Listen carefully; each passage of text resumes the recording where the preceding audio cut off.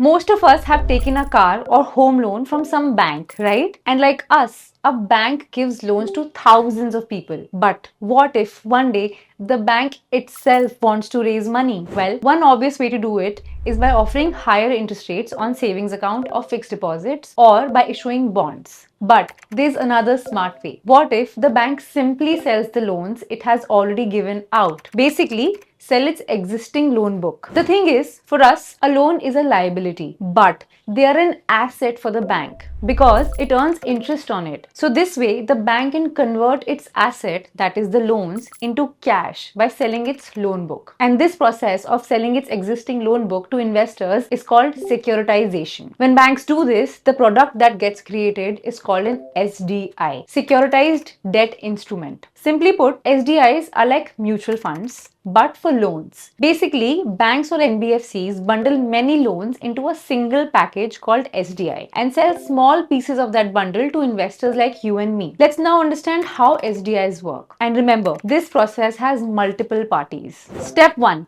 involves the originator, that is the bank or NBFC, giving out loans like home loans or car loans to borrowers. Step 2, then an arranger platform like Grip Invest steps in. They work with the bank to bundle these loans together into one package. This package becomes the SDI. Next, this bundle of loans is moved into something called a special purpose vehicle or SPV. This is a separate entity which is created to house all these loans issued by the originator, and the arranger sets it up and manages it. In step 4, the arranger appoints an independent SEBI registered trustee. Their job is to watch over everything and make sure investors' interests are protected. Next, a credit rating agency like CRISIL or ICRA evaluates the loan pool. Based on the quality of loans, repayment history, and risk, they assign a rating AAA, AA, BBB, and so on. Then, if required, the SDI can also be listed on exchanges like NSE or BSE by the arranger. Finally, the SDIs are sold to retail investors like you and me through the arranger's platform. Now, you should also understand how the money flow works in an SDI. When the investors invest money, the money first goes to the SPV, then from the SPV to the bank. This gives the bank fresh capital that it needed, and it can also use this money to give out fresh loans. At the same time,